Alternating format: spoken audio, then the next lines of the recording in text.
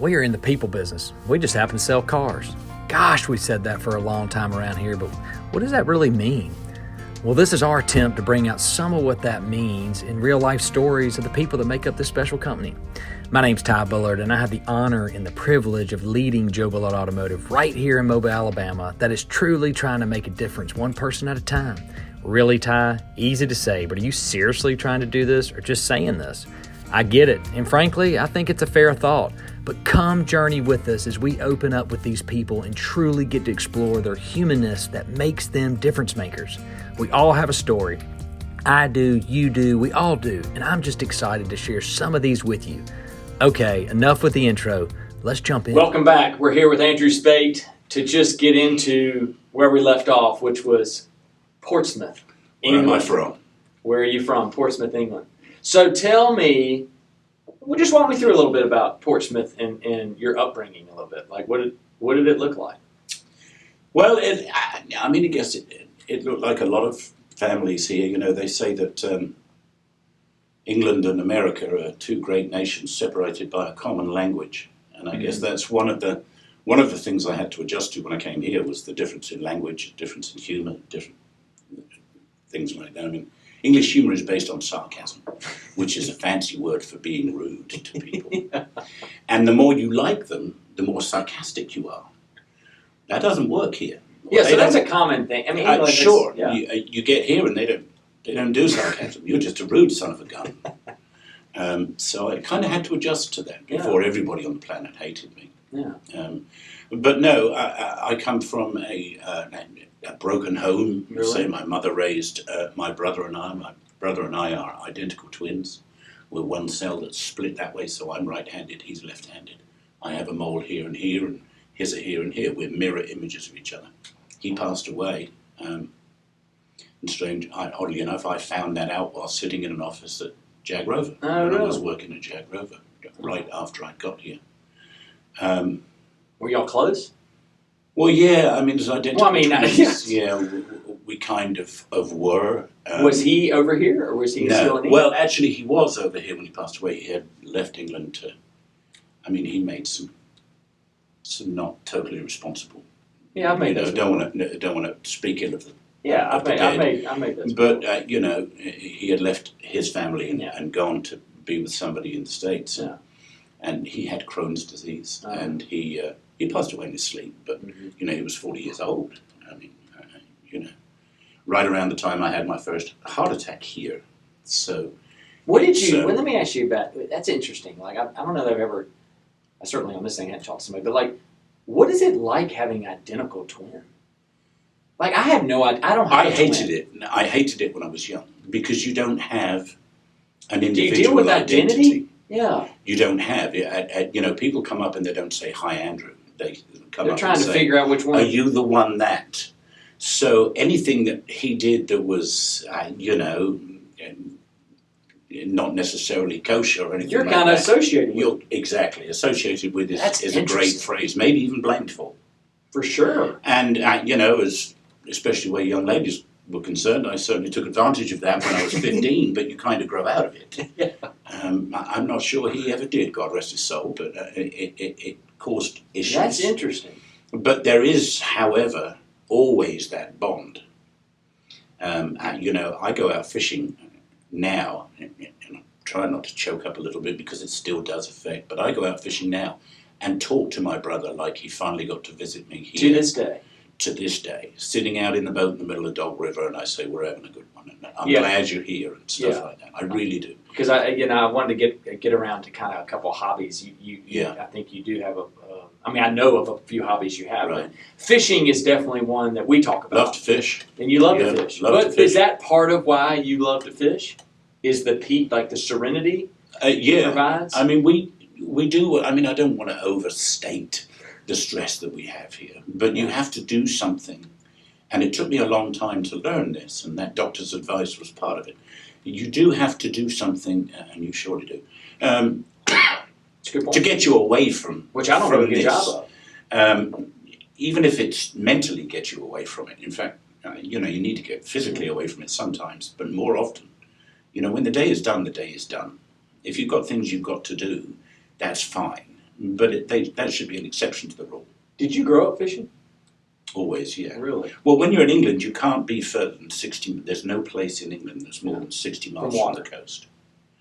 So I saltwater fished on the beach. I mean, we were poor. Did you teach yourself? You know, so, oh yeah. So when you say we were poor, I mean, you were fishing to eat. Sometimes. Really? Sometimes it certainly helped when we did. What was your favorite fish to catch over there? Flounders. They have flounders in England? Flounders and mullet, but they're not the same mullet as you have over here. They're like a. They actually like eat bass. something. Yeah. Yeah, the mullet over here, they don't You eat. can't catch them. Yeah. Anyway, you catch throw a net out Yeah, the water yeah. and that's it.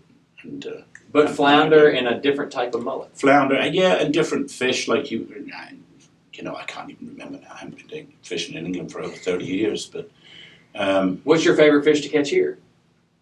love a redfish, speckled trout. I'm an inshore fisherman, so you know the three big ones are always going to be flounder, speckled trout, and redfish. But and you know, I'm the kind of person, I just like whatever decides to eat on whatever I've got on my hook. I'll fight it and bring it in and let it go. I release 95% of what I catch. So. Gotcha. What? So going back, Portsmouth, raised in a pretty, Basic challenging, maybe Mm-hmm. environment. Whether it's financially or even a broken home, kind of like you said, which is very common for all of us. Yeah. To some degree, we're all broken. Maybe to different depths, or considered depths. You come over, and I think one of the most interesting jobs you've had is when you're at the casino. Yeah. I mean, I just love to hear you tell stories about the time at the blackjack table. Just because it's fascinating a little bit to me. But tell us a little bit about that experience. This is my second career. I spent 25 years in the casino business. I started in Portsmouth, a little casino that had probably 2 roulette tables, 2 blackjack tables. Did they just have a sign out there saying hiring, and you walked in? Essentially, yeah. It's very strict over there. You have to get a license from the British Gaming Board, and you have to go through it. Less strict than us. Yes. Just with rules. Like over here, you see dealers here, and they've got pockets in their pants and cuffs, and they shake hands with people, and the rules are there is that you have to have your pockets sewn up. You can't have cuffs where you could hide stuff. I guess they're afraid that everybody's a cheat and a thief.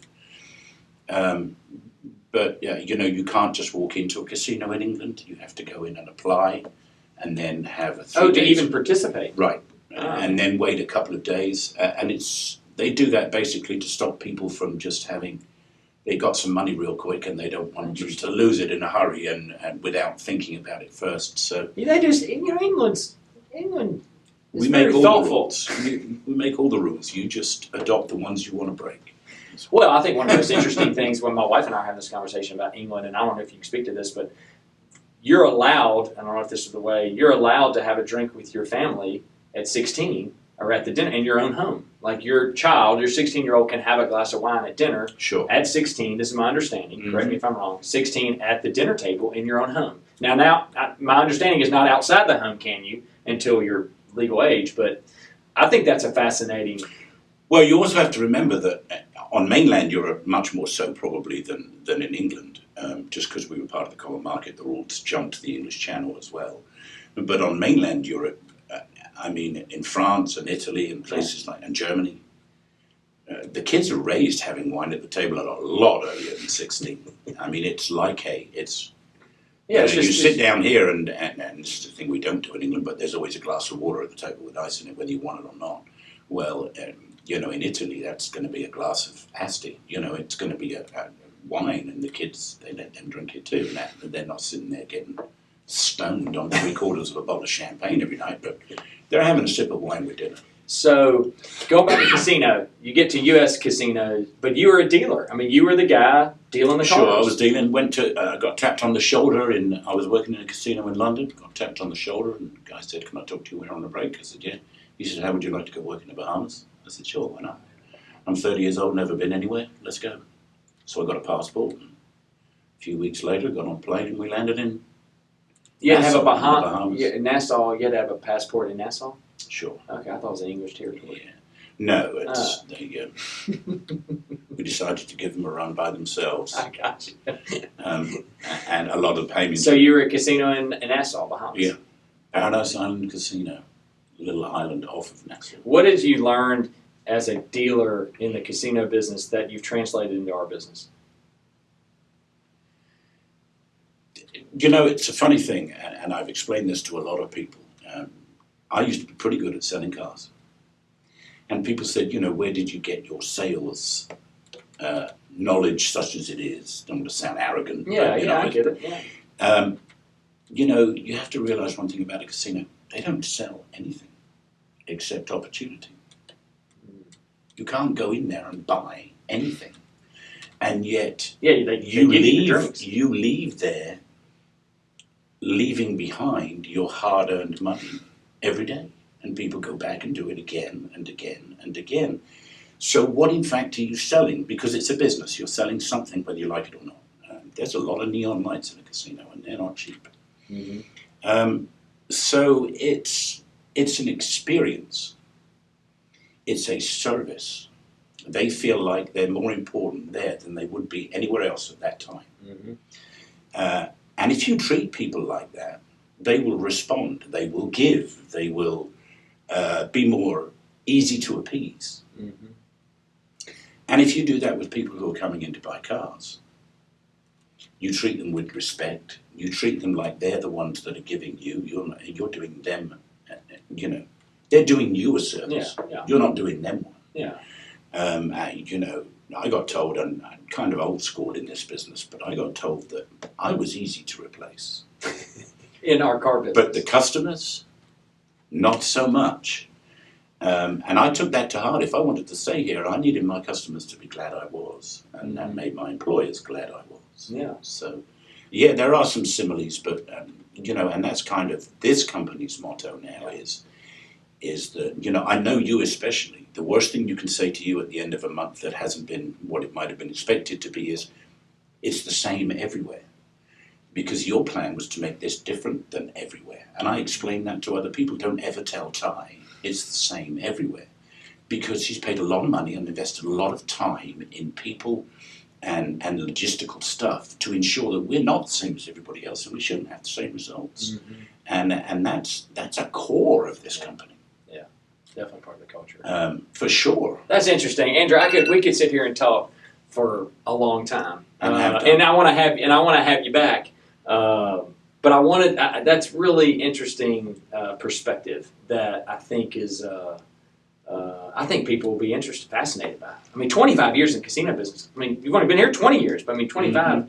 That's a really. I'm interesting, older than I look. Yeah. That's for sure. So, well, we appreciate you, Andrew. Thank you for your 20 years. 20 years. It's been a pleasure to have you here to at least let you speak to us a little bit about what's inside and, you know, some perspective, because that's all we're trying to get. So thank you for joining us. It's been my great pleasure. Let's do it again. Awesome. We'll do. Thank you.